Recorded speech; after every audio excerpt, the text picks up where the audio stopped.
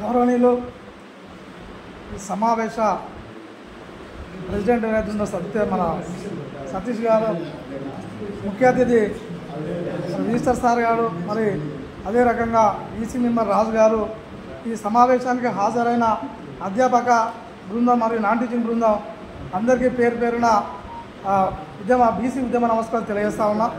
ఇప్పటి వరకు విన్న విషయాలు మనం ఒకసారి లోతుగా పరిశీలిస్తే వాస్తవానికి నిర్గాంతపోయే విషయాలు ఇక్కడ బయటపడ్డారని మనం తెలుసుకోవచ్చు. ఇక్కడ ఆ శేషు ఆ గణాంకాలు చెప్తా ఉంటే ఇంత భయంకరమైన వివక్షత ఈ దేశంలో జరుగుతూ ఉన్నదా అనే విషయం ఇక్కడ మనం చర్చించాల్సిన అవసరాలు ఎన్నో ఉన్నాయి. ఎందుకంటే 27% రిజర్వేషన్ ఉన్నా కూడా మనం ఏవైతే హయ్యర్ ఎడ్యుకేషన్కి సంబంధించిన సంస్థలు ఉన్నాయో అలా 14%, 15%, 22%, కనీసం 27 కూడా రీచ్ కాకుండా వాళ్ళు ఆ కటాఫ్ మార్కులను పెట్టి మనం ఇలా తొక్కేస్తానన్న విషయాన్ని ఇక్కడ మనం పూర్తిగా అర్థం చేసుకోవాల్సిన అవసరం ఉన్నదని సందర్భంగా నేను తెలియజేస్తా ఉన్నా.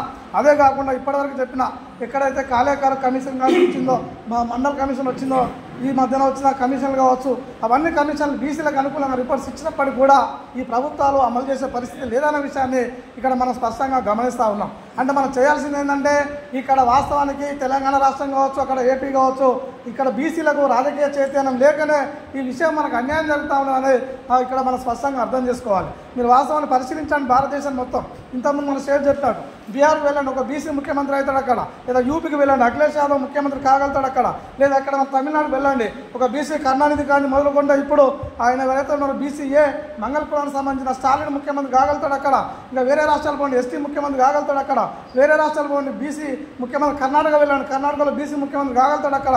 కానీ మొత్తం చూస్తే ఏపీ తెలంగాణ మాత్రం ఇంతవరకు కూడా స్వతంత్రం వచ్చిన కానీ బీసీ ముఖ్యమంత్రి కాలేకపోయారంటే అది మన అసమర్థత అని ఈ సందర్భంగా నేను తెలియజేస్తా ఉన్నా. ఎందుకంటే మనం ఎక్కడైతే మండల్ జయంతి ఉన్నప్పుడు, లేదా పూలే జయంతి ఉన్నప్పుడు, లేదా సావిత్రిబాయి పూలే జయంతి ఉన్నప్పుడు దండాలు ఇస్తాం, జైలు కొడతాం, మనలో చైతన్యం లేదన్న విషయాన్ని, రాజకీయ చైతన్యం లేకనే మనకు అన్యాయం జరుగుతుంది ఈ రాష్ట్రంలో. ఆ రాజకీయ చైతన్యం చేసుకోవడానికి ఏం చేయాలో మీరు ప్లానింగ్ చేయాల్సిన అవసరం ఎంతైనా ఉన్నదని సందర్భంగా నేను తెలియజేస్తా ఉన్నా. మీరు చూడండి, బీజేపీ పార్టీని పరిశీలిస్తే అక్కడ ఆర్ఎస్ఎస్ ఉంటుంది. ఆర్ఎస్ఎస్ వాళ్ళ జీవితాలను త్యాగం చేసి, వాళ్ళ సిద్ధాంతం కోసం వాళ్ళ ప్రాణాలను త్యాగం చేసి వాళ్ళు ఈరోజు ఈ రాజ్యాధికారం చేయబడిన చరిత్ర ఈ దేశంలో ఉన్నది. అదే బహుజన సమాజ్కి పోండి, ఇక్కడ బాంబ్షేప్ అనేది ఒక సంస్థ వచ్చింది. ఆ సంస్థ మొత్తము ఎంత జనాభా ఉంటుందో అంత జనాభాకు సీట్లు రావాలని ప్రచారం చేశారు. బహుజన సమాజ్ కూడా ఈ యూపీలో ముఖ్యమంత్రి కాగలిగారు. అదే రకంగా నువ్వు ఏ పొలిటికల్ పార్టీ తీసుకున్నా కూడా ఒక సంస్థ ఉంటుంది. ఆ సంస్థ కమ్యూనిస్ట్ పార్టీనే చూడండి. కమ్యూనిస్ట్ పార్టీలో కూడా సిద్ధాంతపరంగా ఒక సంస్థ ఉంటుంది. ఆ సంస్థ పనిచేస్తుంది. వాళ్ళు కొంత ఎమ్మెల్యే సీట్లు, ఎంపీ సీట్లు గెలుచుకోగలుగుతారు, ముందు వరుసలో వెళ్ళగలుగుతారు. కానీ ఎటు చేసి మనకు బీసీ వాళ్ళకే ఒక సంస్థ లేకుండా పోయింది.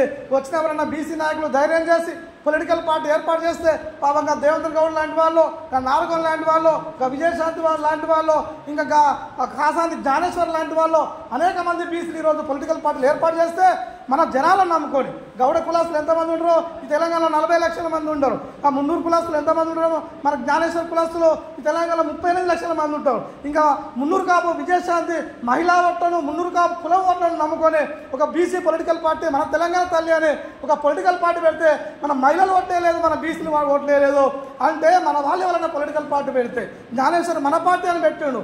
బీసీ కాన్సెప్ట్ తోటి ఒక ఉద్యమంతో అగ్రకులాలే ఈ రాష్ట్రాన్ని పరిపాలిస్తూ ఉన్నాయి, మనం ఎందుకు పరిపాలించొద్దని ఒక బీసీ కాన్సెప్ట్ తోటి కాసాని జ్ఞానేశ్వర్ ఒక పొలిటికల్ పార్టీ ఏర్పాటు చేస్తే మన పొలిటికల్ పార్టీ అని. అంతెందుకు మొన్న తెలంగాణ రాష్ట్రం ఏర్పడిన తర్వాత బీసీ ఓట్లు మనం వేసుకోవాలని గౌడ ఓట్లు ఎక్కువన్నారు. ఇక్కడ చెరుకు సుధాకర్ గౌడ్ పాపం మన ఇంటి పార్టీ ఒక తెలంగాణ పార్టీ ఏర్పాటు చేసిండు.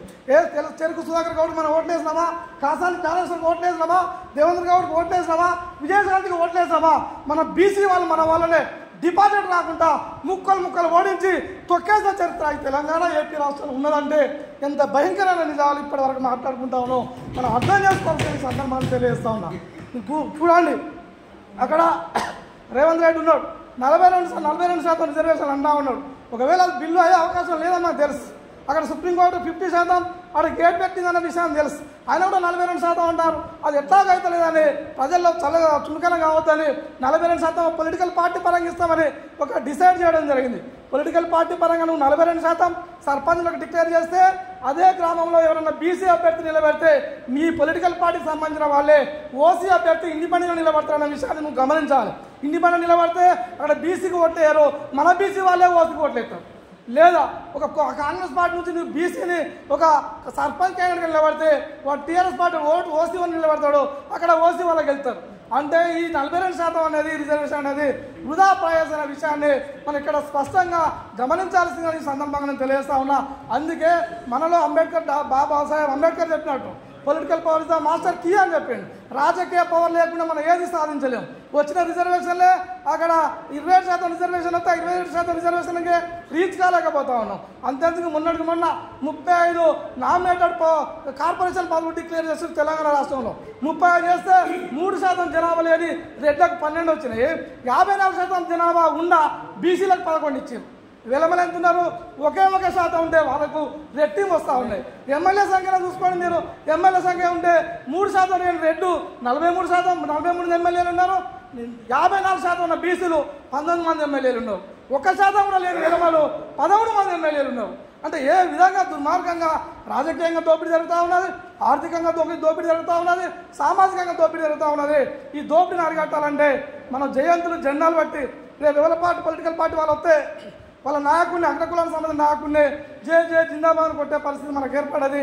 ఈ జిందాబాద్లు ఈ జయంతులు పక్క పెట్టి ఒక బీసీ నాయకుడు, ఆయన మల్లన్న కావచ్చు, ఎల్లన్న కావచ్చు, పుల్లన్న కావచ్చు, ఒక నాయకుడు ధైర్యంగా బయటకు వస్తే ఆ నాయకుడిని మనం సపోర్ట్ చేయడానికి యూనివర్సిటీలో ఎక్కడ కూడా మన విద్యార్థి సంఘాలే మన బీసీ విద్యార్థి సంఘాలే అగ్రకుల నాయకులు పట్టుకొని అగ్రకుల పార్టీలు ఉంటే ఆ పార్టీల జెండాలు మోసి జేజలు కొడతా ఉన్నారు. కాబట్టి బీసీ కాన్సెప్ట్ని ఎక్కడ నిలబెడతలేరు. మన బీసీ ప్రజలే అగ్రకుల పార్టీలకు జెండాలు కొట్టి బ్యానర్లు కట్టి జెండాలు కొడుతున్నారు తప్ప మన క్యాస్ట్ నిలబెట్టుకునే ప్రయత్నం చేస్తా లేరు. మన బీసీ వాళ్ళే వాళ్ళ మోచేతి నీళ్ళు తాగి వాళ్ళ బానిసలుగా కాన్సరామ్ చెప్పినట్టు చెంచాయిగా విధంగా ఆ రోజు గులాంగిరి బుక్కోమో మన జ్యోతిరాపులే రాసిండు, చెంచాయిగా బుక్కోమో కాన్సరామ్ రాసిండు. అప్పుడు రాసిన పుస్తకాలే సిద్ధాంతమే ఇప్పటికి కూడా చెంచాలుగా ఈరోజు బీసీలు లేదా సంబంధించిన అగ్రకులాలకు సంబంధించిన వాళ్ళకు చెంచాలుగా పనిచేస్తారు తప్ప మన ఆత్మగౌరవంతో పనిచేసే పరిస్థితి ఈరోజు లేదు. కాబట్టి ఆత్మగౌరవం నిండుగా నింపుకొని ఆత్మస్థైర్యంతో ఈ తెలంగాణ రాష్ట్రంలో రాబోయే ఎలక్షన్లో ఇప్పుడు కొంత బీసీ మూవ్మెంట్ అనేది గతంగానే ఇప్పుడు ఎక్కువ కొంచెం రేజ్ అవుతా ఉన్నది. దీన్ని క్యాచ్ చేసుకొని ఈ బీసీ ఉద్యమాన్ని బలోపేతం చేసి ముందుకు పోయి రాబోయే 2009 ఎలక్షన్లో ఈ రాష్ట్రంలో ముఖ్యమంత్రి బీసీ కాగలిగితే తప్ప లేదా ఈ దేశంలో బీసీ కాన్సెప్ట్ ఉన్న ముఖ్యమంత్రి బీజేపీ నుండి బీసీ ముఖ్యమంత్రి నరేంద్ర మోడీ అయితే కాదు, అది బ్రాహ్మణ కాన్సెప్ట్. కాంగ్రెస్ నుండి బీసీ లేదా ప్రైమ్ మినిస్టర్ లేదా ముఖ్యమంత్రిలో బీసీలు ముఖ్యమంత్రి అయితే కాదు, అది బ్రాహ్మణ కాన్సెప్ట్. బీసీ నుండే పార్టీ రావాలి, బీసీ నుండే రాజ్యాధికారం సాధించుకున్నప్పుడే మనం అనుకున్న ఏవైతే 27 కాదు 50% రిజర్వేషన్ సాధించుకొని ఈ దేశ పవన్ మనం చేతిలోకి తీసుకోవాల్సిందిగా ఈ సందర్భంగా తెలియజేస్తూ ఈ అవకాశం ఇచ్చిన బీసీ సోదరులకు అందరికీ పేరున సామాజిక ఉద్యమ నమస్కారం తెలియజేస్తూ ముగిస్తా ఉన్నాం. తొందరగా ముగించాలి, 1 నిమిషంలో. ఈరోజు మాట్లాడుతూ